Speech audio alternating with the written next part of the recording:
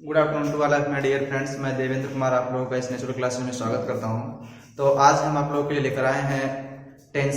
आज हम लोग टेंस के बारे में अध्ययन करेंगे। सबसे पहले देखेंगे टेंस कितने प्रकार के होते हैं और कौन कौन से होते हैं, उसके पहचान कौन कौन से हैं और किस प्रकार से पहचाना जाता है। आज इन सभी के बारे में हम चर्चा करेंगे। तो सबसे पहले टेंस की जानकारी करने से पहले कुछ एक्स्ट्रा फैक्ट्स देख लेते हैं कि पहले टेंस को पहचान करने के क्या नियम है, टेंस कैसे पहचाना जाता है, इन सभी के बारे में अध्ययन करेंगे। तो शुरू करते हैं। पहले सबसे पहले टेंस किसे कहते हैं देखेंगे। टेंस मीन्स होता है काल या समय।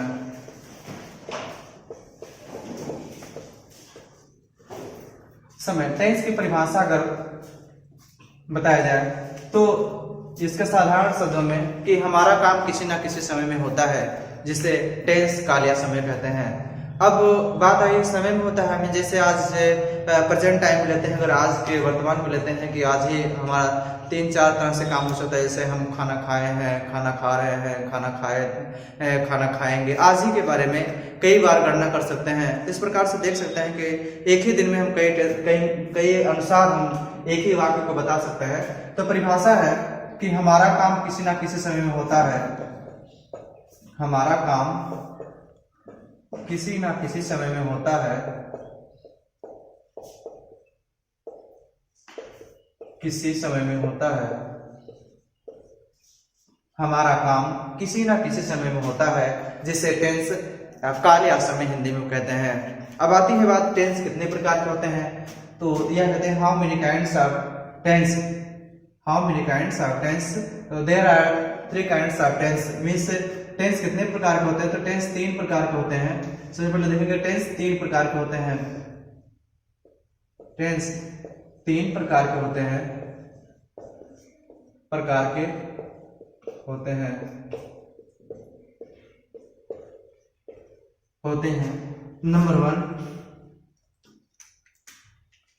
Number one present tense. Present tense जिसकी हिंदी होती है वर्तमान काल।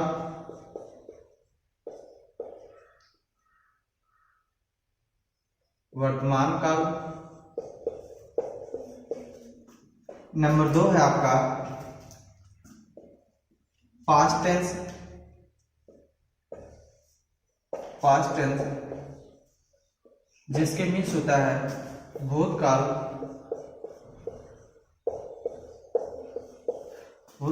नंबर अपना तीसरा है अगला, जिसके मीन्स होता है जो होता है फ्यूचर टेंस। फ्यूचर टेंस जिसके मीन्स होता है भविष्य काल।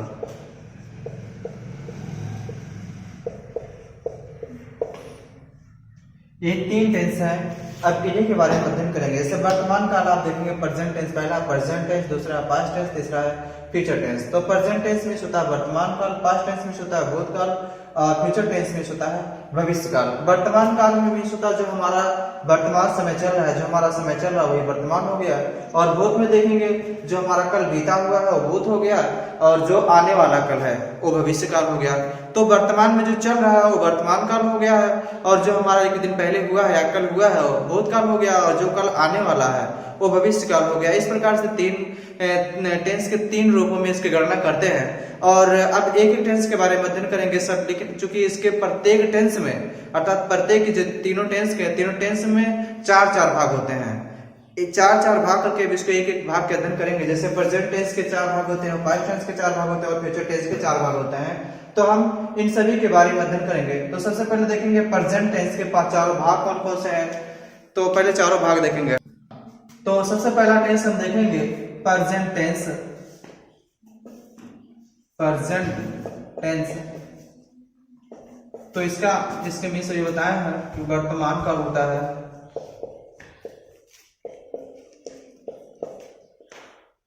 वर्तमान काल होता है।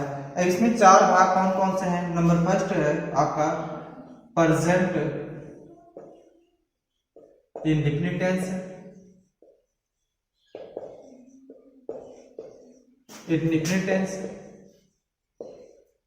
नंबर 2 है प्रेजेंट कंटीन्यूअस टेंस।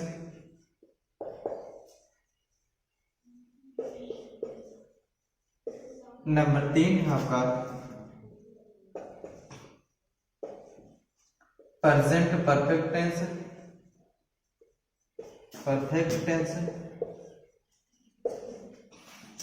नंबर 4 है आपका present perfect perfect continuous tense. इस प्रकार से आपका 4 टेंस हुआ कि present indefinite tense, present continuous tense, present perfect tense और प्रेजेंट परफेक्ट कंटीन्यूअस टेंस। आज जितना टेंस 4 भाग अगर इसके हैं तो 4 भाग ये जो है पास्ट कंटीन्यूअस पास्ट टेंस के हैं और 4 ही भाग फ्यूचर टेंस के हैं। तो हम किस तरीके से आसान भाषा में हम इसको याद कर सकते हैं कि जैसे आप देखेंगे यहाँ पर आपको लिखा है मिला प्रेजेंट, यहाँ भी सब जगह प्रेजेंट मिला है, जहां जहां प्रेजेंट है वहीं वहीं अगर आप पास्ट कर देते हैं तो पास्ट इंडेफिनिट टेंस हो जाएगा, पास्ट कंटीन्यूअस टेंस हो जाएगा, पास्ट परफेक्ट टेंस हो जाएगा, पास्ट परफेक्ट कंटीन्यूअस टेंस हो जाएगा। और इस प्रकार से यहाँ पे जहाँ पे पास्ट लिखा रहेगा वहां पर फ्यूचर अगर आप देखेंगे तो फ्यूचर इंडेफिनिट टेंस हो जाएगा, फ्यूचर कंटीन्यूअस टेंस हो जाएगा, फ्यूचर परफेक्ट टेंस हो जाएगा, फ्यूचर परफेक्ट कंटीन्यूअस टेंस हो जाएगा। इस प्रकार से अगर आप चारों याद कर लेते हैं तो अब बाकी जो 8 आपको याद करना रहेगा वो बिल्कुल आसान हो जाएगा। आसान इसलिए हो जाएगा कि जहां आप प्रेजेंट लिखे हैं आपको वहीं आपको पास्ट और फ्यूचर लिखना, बस बाकी जितने जो इंडेफिनिट है, कंटीन्यूअस है, परफेक्ट है और परफेक्ट कंटीन्यूअस टेंस है ये 12 में होता है, 8 के बजाय 12 में होता है क्योंकि 8 टेंसों और 4 ही है, 8 और 12 टेंस में ये इंडेफिनिट, कंटीन्यूअस और परफेक्ट होता है। तो इसके बारे में आप देखेंगे थोड़ा थोड़ा कि सबसे पहले इसके सबके पहचान देखेंगे, उसके बाद वाक्य बनाने का नियम देखेंगे सबके, फिर उसके बाद सबके सहायक क्रिया देखेंगे। एकदम बिल्कुल शॉर्टकट में कम से कम समय में आपको देखेंगे, बताएंगे कि परिभाषा कैसे याद किया जाता है और किस प्रकार से इसके सहायक क्रियाएं हैं यूज किया जाता है और इसके साथ कौन से मुख्य क्रिया प्रयोग किया जाता है, सब बहुत कम ही समय में देखेंगे। जैसे अगर चारों टेंस की बात करते हैं साधारण रूप से सबका पहचान देखेंगे तो पहचान के बारे में अगर बात करते हैं सभी का, तो पहचान पहली बात तो ये कि जो प्रेजेंट टेंस में होता है सभी में एक चीज कॉमन रहता है कि सभी के अंत में है और हैं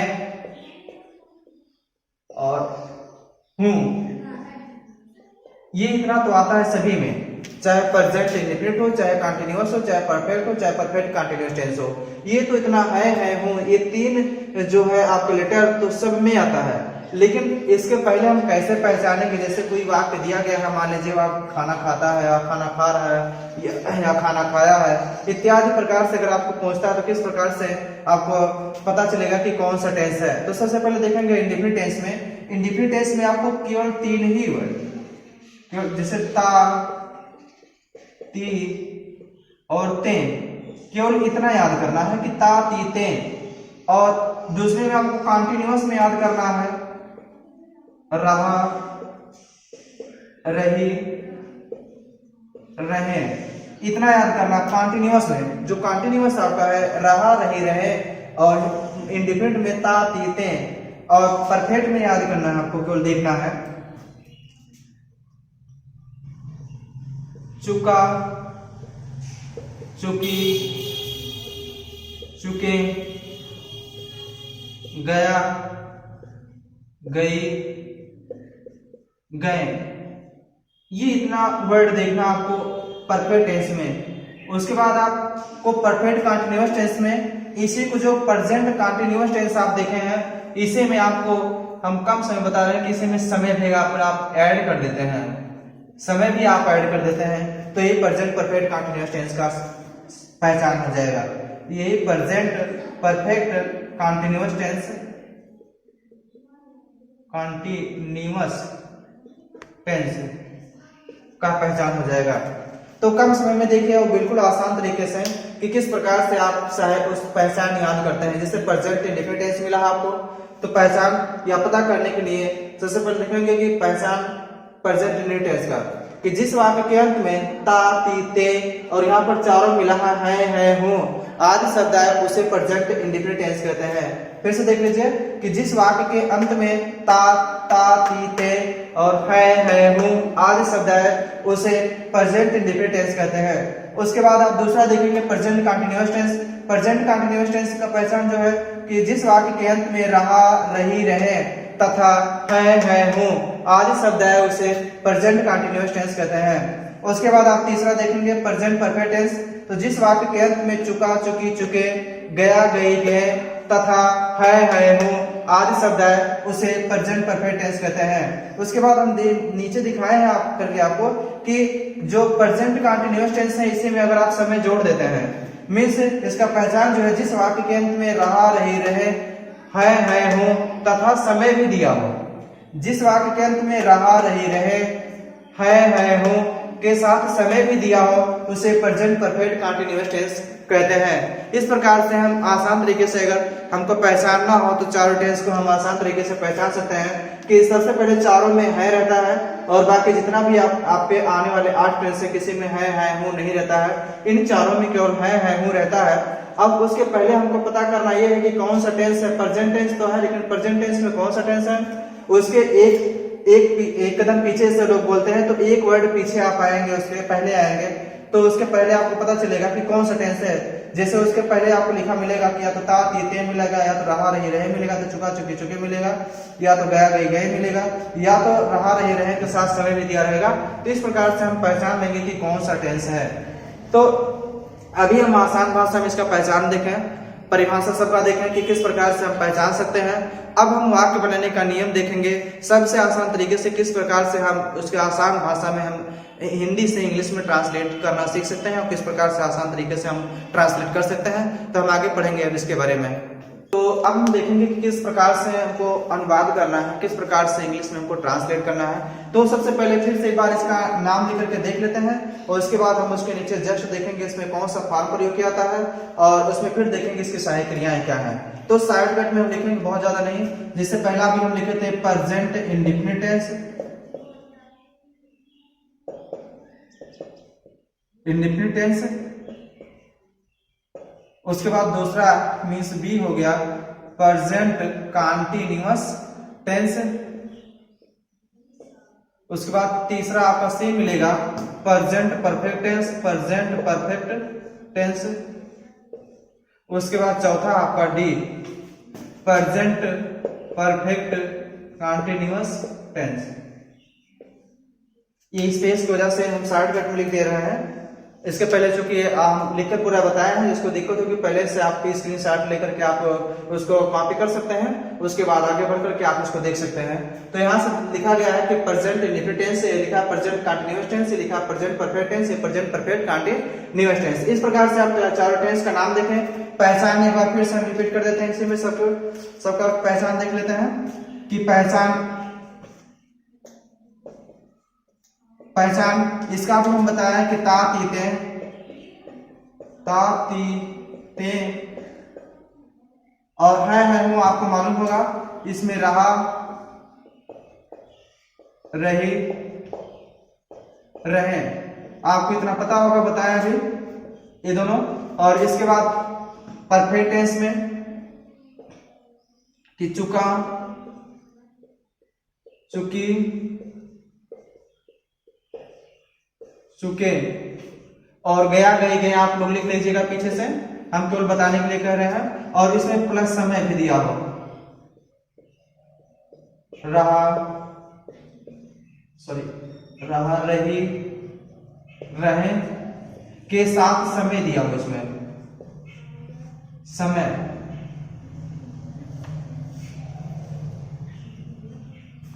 तो फिर से एक बात पहचान कि जिस वाक्य के अंत में ता, पीते तथा है हो आदि शब्द प्रेजेंट इंडेफिनिट टेंस हो गया। आप उसके बारे में हम बता चुके हैं इसके पहचान के बारे में। अब देखेंगे सबकी सहायक क्रियाएं। तो सबसे पहले सेंटेंस वाइज देखेंगे, क्योंकि पहला एक टेंस ऐसा है जिसमें प्रेजेंट इंडेफिनिट टेंस ऐसा है कि जिसमें आप जब प्रेजेंट इंडेफिनिट टेंस में अफर्मेटिव सेंटेंस पढ़ेंगे तो उसमें पहले कोई सहायक क्रिया नहीं, उसके सहायक क्रिया के रूप में आपको केवल यस अथवा यस दिया जाता है। इसलिए थोड़ा सा उसके बारे में और चर्चा कर लेंगे कि इसमें जो अफर्मेटिव सेंटेंस है, अफर्मेटिव सेंटेंस है जिसके मीन्स होता है साधारण वाक्य। साधारण वाक्य में आप किसी भी चीज को, किसी काम का, साधारण वाक्य में किसी काम का करना या होना पाया जाता है। जैसे वह खा रहे हैं, वह गा रहे हैं, हंस रहे हैं, रो रहे हैं, वह जाते उठते बैठते सोते हैं, जितने भी चीज आते हैं इसमें साधारण चीज मीन्स किसी काम का करना या होना बताया जाए। वही जो होता है साधारण वाक्य होता है। तो चूंकि अफर्मेटिव सेंटेंस जितने भी टेंस आपको लिखा गया है चारों टेंस में अफर्मेटिव सेंटेंस होता है, चारों में अफर्मेटिव सेंटेंस जो होता है कॉमन होता है, इसलिए सबको एक साथ हम रख करके बताना चाह रहे हैं कि जिससे कम से कम आपका समय लगे, कम से कम और आसान से आसान भाषा में आप सीख सकें। तो पहला देखेंगे आपको प्रेजेंट इंडेफिनिट टेंस। तो जब प्रेजेंट इंडेफिनिट टेंस देखेंगे तो इसमें सबसे पहले आपको दो चीजें मालूम होना चाहिए। सबसे पहले सिंगुलर नंबर और प्लूरल नंबर मालूम होना चाहिए, मींस एक वचन और बहुवचन कर्ता मालूम होना चाहिए। सिंगुलर नंबर सब्जेक्ट और plural number subject. Plural number subject, singular number subject में आप जैसे he she it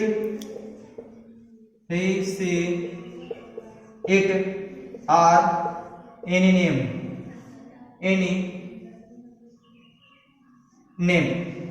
means he she it या किसी का नाम इसमें होता है।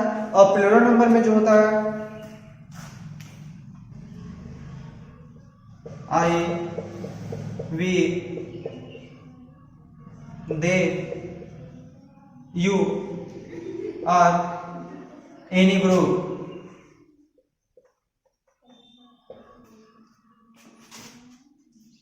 तो इस प्रकार से इसमें एक वचन कर्ता में ही सी इट या किसी का नाम हो और बहुवचन कर्ता में I we they you or any group या किसी का समूह हो, ये बहुवचन कर्ता होते हैं। इसका रिलेशन क्या है? इसका रिलेशन ये है कि जैसे आपको यस अथवा यस का प्रयोग करना है अफर्मेटिव सेंटेंस में, आपका सबसे पहले जो सहायक क्रिया है इंडेफिनिट टेंस का, प्रेजेंट इंडेफिनिट टेंस का जो सहायक क्रिया है हेल्पिंग वर्ब जिसको बोलते हैं, हेल्पिंग वर्ब के रूप में, हेल्पिंग ग्रुप है तो नहीं है हेल्पिंग वर्ब, लेकिन हेल्पिंग वर्ब के कंडीशन में इसलिए रखा जाता है क्योंकि जब तक अफर्मेटिव सेंटेंस में रहता है तब तक इसका प्रेजेंट इंडेफिनिट टेंस का कोई सहायक क्रिया नहीं है, इसलिए माना तो नहीं जाता है सहायक क्रिया, लेकिन इसको अधिकतम चर्चित रूप में सहायक क्रिया के रूप में ही बताया जाता है। क्योंकि अगर सहायक क्रिया के रूप में बताया नहीं जाएगा तो इसका उतना फोकस इस पर किया नहीं जाता है, इसलिए एस अथवा एस को भी सहायक क्रिया के रूप में ही बताया जाता है। एस अथवा ई एस अथवा ईएस। जैसे एक वचन कर्ता के साथ यस अथवा यस का प्रयोग करते हैं, बहुवचन कर्ता के साथ केवल मेन वर्ब का फर्स्ट फॉर्म प्रयोग करते हैं, उसमें यस अथवा यस का प्रयोग नहीं करते हैं। किस प्रकार से ऐसे देखते हैं, इसका फार्मूला है आपका अफर्मेटिव सेंटेंस का जो है